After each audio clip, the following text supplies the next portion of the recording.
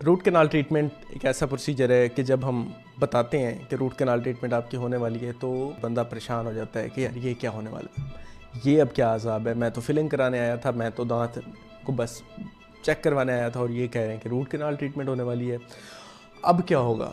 और उसकी वजह भी है क्योंकि रूट कैनाल ट्रीटमेंट का नाम सुनते ही जहन में आता है कि इंजेक्शन लगेगा, सुइयाँ होंगी, वो चुभोई जाएंगी, दांतों के अंदर डाली जाएंगी और पता नहीं होगा क्या। रूट कैनाल ट्रीटमेंट सबसे पहले होती क्या है, एक ओवरव्यू ले लेते हैं। रूट कैनाल ट्रीटमेंट एक ट्रीटमेंट है कि जब दांत में इन्फेक्शन हो जाता है, दांत की इन्फेक्शन को समझने के लिए थोड़ा सा आप दांत को समझ लें। दांत की 3 लेयर्स होती हैं। सबसे ऊपर वाली लेयर को हम एनामल कहते हैं, जो कि बहुत हार्ड होती है, कैल्शियम से बनी होती है और बहुत सख्त होती है, जो कि सेंसिटिविटी, पेन, किसी भी चीज़ को बाहर से अंदर नहीं जाने देती, अंदर से बाहर नहीं आने देती, आपको सेंसिटिविटी नहीं होने देती, आपको किसी भी चीज़ को बहुत स्ट्रॉन्ग होती है, हार्डेस्ट लेयर है और वो हड्डी से भी ज़्यादा मजबूत होती है। अच्छा, इसके नीचे एक और लेयर होती है जिसको डेंटीन कहते हैं। डेंटीन सॉफ्ट होती है लेकिन वो रेजिलिएंट होती है और वो जो एनामल है उसको सपोर्ट प्रोवाइड करती है, नीचे बेस प्रोवाइड करती है। लेकिन उसके नीचे होती है पल्प। पल्प जो है उसमें ब्लड भी होता है, उसमें नर्व्स भी होती हैं, उसमें सेंसिटिविटी भी होती है, उसमें पेन भी होता है, उसमें सारे प्रॉब्लम्स हैं। और ब्लड और नर्व्स और इसके अलावा जितनी भी उस दांत को न्यूट्रिशन मिलती है, जो ग़िज़ा मिलती है एनामल को भी और डेंटीन को भी, वो इसी पल्प के थ्रू मिलती है। तो खैर, और दांत आपका हेल्दी रहता है। जब ये 3 लेयर्स में इन्फेक्शन होता है तो सबसे पहले ऊपर होता है, उसके बाद एनामल से डेंटीन की तरफ आता है, डेंटीन से फिर पल्प। जैसे ही इन्फेक्शन पल्प तक पहुंचता है तो फिर आपके दांत का प्रॉब्लम जो है वो इरिवर्सिबल हो जाता है और उसको हम सिर्फ फिलिंग से ठीक नहीं कर सकते, फिर हमें रूट कैनाल ट्रीटमेंट करना पड़ता है। रूट कैनाल ट्रीटमेंट ये होता है कि आपके रूट्स के अंदर वो जो पल्प का एरिया होता है, जिसमें पल्प चैम्बर आ जाता है, जो कि कैप का हिस्सा होता है, और जब जड़ में वो पल्प आती है उसको हम पल्प कैनाल कहते हैं। उस कैनाल की भी हमें क्लीनिंग करनी पड़ती है, उस चैम्बर की भी, और सारे दांत के अंदर से वो इन्फेक्टेड पल्प जो है वो निकालनी पड़ती है। वो जो ब्लड है, वो जो नर्व्स हैं, वो सारा कुछ ख़त्म करना पड़ता है, रिमूव आउट करना पड़ता है। और उसके बाद वहाँ पे एक ऐसे मटेरियल की फिलिंग की जाती है जो कि आपके लिए बहुत हेल्दी होता है, बायोकम्पैटिबल होता है, कोई इन्फेक्शन नहीं करता, बहुत ही ज़बरदस्त उत्तर दांत को स्ट्रेंथ प्रोवाइड करता है। इन सारी चीज़ों के इस प्रोसेस को हम रूट कैनाल ट्रीटमेंट कहते हैं। बहुत सिंपल प्रोसेस है, इसमें हम आपका इंजेक्शन लगाएंगे और उसके बाद आपका ट्रीटमेंट करेंगे। अब बात ये आ जाती है कि ये ट्रीटमेंट आपको कब तवक्को रखनी चाहिए कि कब आपका होने वाला है। अब हम कहे फिलिंग होने वाली है तो कभी डॉक्टर कहता है कि फिलिंग हो जाएगी, दांत ठीक हो जाएगा, कभी कहते हैं कि रूट कैनाल ट्रीटमेंट होगी, कभी कहते हैं कि दांत निकलेगा। ये सारी चीज़ें कब डिसीजन, क्या क्या डिसीजन लेना होता है, ये हमें कैसे पता चलेगा कि डॉक्टर जो है वो सही भी कह रहा है कि नहीं। तो सबसे पहले आपको मैं एक बहुत ही सिंपल तरीका बताता हूँ इसको आपको जानने के लिए, कि कोई भी दांत जिसमें दर्द जो है वो बग़ैर वजह के शुरू हो रहा है और वो 20 मिनट से ज़्यादा के लिए रुक रहा है, मतलब दर्द, आप बैठे थे, आप सोए थे, आप खाना खा रहे थे या खाना नहीं कुछ भी नहीं कर रहे थे, आप सोए हुए थे, आप बैठे हुए थे, आप नमाज़ पढ़ रहे थे, आप सजदे में गए, आप नींद में थे, आपको शदीद दर्द शुरू हो गया और वो दर्द 20 मिनट में ख़त्म नहीं हुआ, 20 मिनट के बाद तक भी रहा, तो इसका मतलब है आपकी रूट कैनाल ट्रीटमेंट की तरफ आप जा रहे हैं। इसके अलावा कोई ऐसा दर्द है दांत का जो आपका बग़ैर पेन किलर लिए, बग़ैर दांत के दर्द की दवा लिए ठीक नहीं हो रहा, तो इसका मतलब है शायद रूट कैनाल ट्रीटमेंट करनी पड़े। और इसके अलावा कोई आपके दांत के ऊपर जड़ वाली साइड पे या गम्स के अंदर कोई पिंपल बना हुआ है, कोई ऐसा बना हुआ है कि जिसमें से पीप निकलती है और आपको दर्द भी होता है, तो फिर भी आपकी रूट कैनाल ट्रीटमेंट होने वाली है। और इसके अलावा कोई भी इस तरह का इशू जिसमें आपकी दांत के इर्द गिर्द स्वेलिंग हो जाती है, आपका दांत खाना खाते हुए दर्द करना शुरू करता है और फिर वो दर्द ख़त्म नहीं होता जब तक कि आप दवाई ना लें, तो इन सारी चीज़ों में आपको रूट कैनाल ट्रीटमेंट की ज़रूरत पड़ सकती है।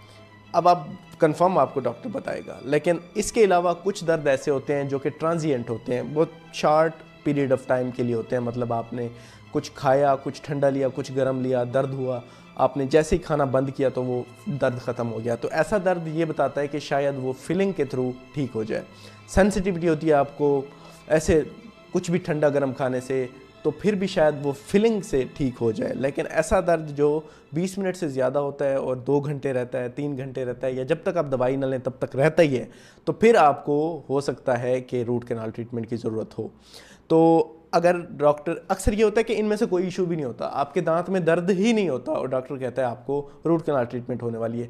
वो ये होता है कि एक स्टेज ऐसी आती है कि दर्द हो के वो जो पल्प है वो बहुत ज़्यादा डेड हो चुकी होती है। अब वो सेंसिटिविटी ट्रांसफ़र ही नहीं करती, वो इन्फेक्टेड दांत पड़ा रहता है लेकिन आपको पेन नहीं करता। उसकी वजह ये होती है कि कैविटी बहुत बड़ी होती है, रास्ता बना होता है, पस बन भी रही होती है, निकल भी रही होती है, आपको पता भी नहीं चल रहा होता, और लॉन्ग स्टैंडिंग एक इन्फेक्शन होता है जिसकी वजह से आपको पेन वैसे आपको फील नहीं हो रहा था। तो उस सिचुएशन में भी उस दांत को बचाने के लिए may be root canal treatment आपकी करनी पड़े। तो ये सारी कुछ चीज़ें हैं जिनमें रूट कैनाल ट्रीटमेंट ज़रूरत पड़ती है। अब एक और सवाल पूछा जाता है कि रूट कैनाल ट्रीटमेंट के बाद वाकई क्या दांत सेफ हो जाता है? तो बिल्कुल ऐसा है। अगर रूट कैनाल ट्रीटमेंट प्रॉपर तरीके से की जाए, उसमें 2-3 एक्स दफ़ा जो है ना, या इससे भी ज़्यादा एक्सरेज किए जाएँ और अच्छे से रूट्स की सफाई की जाए अंदर से, और इन्फेक्शन सारा क्लीन किया जाए, तो फिर आपकी रूट कैनाल ट्रीटमेंट चलती है और काफ़ी अरसे के लिए। एक और सवाल पूछा जाता है कि रूट कैनाल ट्रीटमेंट के लिए कितने विजिट्स होंगे, बार बार इंजेक्शन लगेंगे? तो मोस्टली केसेस में जो रूट कैनाल ट्रीटमेंट है वो एक विजिट में हो जाती है, लेकिन अक्सर केसेस में क्या होता है कि इन्फेक्शन बहुत ज़्यादा होता है, इतनी ज़्यादा होता है कि अब एक विज़िट में हम करेंगे तो वो पस से हम जान नहीं छुड़ा सकते एक ही विज़िट में, बहुत ज़्यादा इन्फेक्शन होता है, स्वेलिंग हुई होती है। तो उस सूरत हाल में हम साथ में मेडिकेशन चला के और 2 विज़िट में कंप्लीट कर देते हैं रूट कैनाल ट्रीटमेंट। अब एक सवाल ये होता है कि रूट कैनाल ट्रीटमेंट के बाद क्राउन लगवाना चाहिए कि नहीं लगवाना चाहिए। तो आपके जो केनाइन नोकीले दांत हैं, इन दांतों तक अगर रूट कैनाल ट्रीटमेंट हुई है या इन आगे वाले दांतों की, तो फिर ज़रूरत नहीं पड़ती रूट कैनाल ट्रीटमेंट के बाद कैप की अक्सर केसेस में, क्योंकि ये वो दांत हैं जो च्यूइंग में नहीं होते, जिनसे हम च्यू नहीं करते, जिनसे हम कोई इतनी ज़्यादा बाइटिंग फोर्स नहीं अप्लाई करते, और बाइट करने पे सावधान दांत पे बहुत ज़ोर आता है, तो वो नहीं क्योंकि इस्तेमाल हो रहे थे, तो इनकी स्ट्रक्चर को प्रॉब्लम नहीं होता रूट कैनाल ट्रीटमेंट के बाद। लेकिन जो पीछे वाले दांत हैं, जो दाढ़ हैं या दाढ़ से पहले जो मोलर्स और प्री मोलर्स जो हैं, उनको हमें रूट कैनाल ट्रीटमेंट के बाद अक्सर केसेस में कैप लाजमी लगाना पड़ता है। उसकी वजह यह है कि दांत का स्ट्रक्चर जब रूट कैनाल ट्रीटमेंट हो जाए तो काफ़ी वीक होना शुरू हो जाता है। मैंने आपको पहले बताया कि रूट कैनाल ट्रीटमेंट में हम दांत के जो ब्लड है, जो पल्प है, जो नर्व्स हैं, वो सारा कुछ हम रिमूव कर देते हैं। तो दांत को अब जो ग़िज़ाइयत है, न्यूट्रिशन है, वो आना ख़त्म हो चुकी है। तो दांत वक्त के साथ साथ अब जो वो सेहत में था ना, उसी सेहत में वो वक्त के साथ साथ आहिस्ता आहिस्ता कमज़ोर होता जाएगा। उसमें जो है वो हीलिंग नहीं होगी, रिकवरी नहीं होगी, तो जिसकी वजह से उसकी न्यूट्रिशन ना होने की वजह से आहिस्ता आहिस्ता वो कमज़ोर हो जाता है। तो बेहतर ये होता है कि रूट कैनाल ट्रीटमेंट के बाद फ़ौरन आप उसके ऊपर क्राउन लगवा लें, ताकि वो एक यूनिट बन जाए। जिस तरह सेल फ़ोन की आप केसिंग करा लेते हैं, उससे ये क्या होता है कि जब फ़ोन गिरता है तो फ़ोन को डैमेज नहीं आता, जो कैप है वो भी इसी तरह एक्ट करता है और दांत के टोटल स्ट्रक्चर को कहीं से टूटने नहीं देता, कहीं से ख़राब नहीं होने देता। और च्यूइंग करते हुए, खाना खाते हुए, चाहे आप हड्डी चबाएं, चाहे कुछ भी आप चबाएं, तो आपको मसला नहीं होता। तो ये सारी चीज़ें हैं रूट कैनाल ट्रीटमेंट के। जो प्रॉब्लम्स हैं वो फेल हो सकता है, कोई भी ट्रीटमेंट, दुनिया का कोई भी ट्रीटमेंट फेल हो सकता है। इवन के कार्डियक सर्जरी फेल हो सकती है, न्यूरो सर्जरी, ब्रेन की सर्जरी फेल हो सकती है। इसी तरह से ये भी एक सर्जरी है, रूट कैनाल ट्रीटमेंट एक ट्रीटमेंट है जो कि फेल भी हो सकता है। उसमें प्रॉब्लम, डॉक्टर तो हर कोशिश करता है कि ट्रीटमेंट फेल ना हो, लेकिन फिर भी फेल हो सकता है। फेलियर आपके जहन में हमेशा होना चाहिए। हम एक कोशिश कर रहे होते हैं और कोशिश के नतीजे में ये देखा जाता है कि ज़्यादातर सिचुएशन में वो कोशिश कामयाब होती है। और अगर बाज़ों का ठीक से डॉक्टर ना कर सके या कोई और इशू हो जाए तो रूट कैनाल ट्रीटमेंट फेल भी हो सकता है। फेल होने के नतीजे में भी परेशान होने की ज़रूरत नहीं है, दोबारा किया जा सकता है और दोबारा करने के नतीजे में अक्सर ठीक हो जाता है। फिर भी ठीक नहीं होता तो कोई मसला नहीं, दांत निकलवा देंगे, और निकलवा देंगे तो फिर डेंटल इम्प्लांट लगवा लेंगे, फिक्स ब्रिज लगवा लेंगे या कुछ भी सिचुएशन में। लेकिन आप डरे नहीं, रूट कैनाल ट्रीटमेंट हो जाएगी, दांत आपका बच जाएगा। और अगर आप नहीं करवाते रूट कैनाल ट्रीटमेंट तो फिर क्या ऑप्शन है? फिर तो ऑप्शन यही है कि दांत निकलवा दें, और अगर निकलवा दें तो फिर क्या करेंगे? फिर वो उससे भी ज़्यादा कॉम्प्लिकेटेड सिचुएशंस हैं जिनको मैं वीडियोस में डिस्कस कर चुका हूँ, लिंक्स मैं दूंगा डिस्क्रिप्शन में, आप देख लीजिएगा।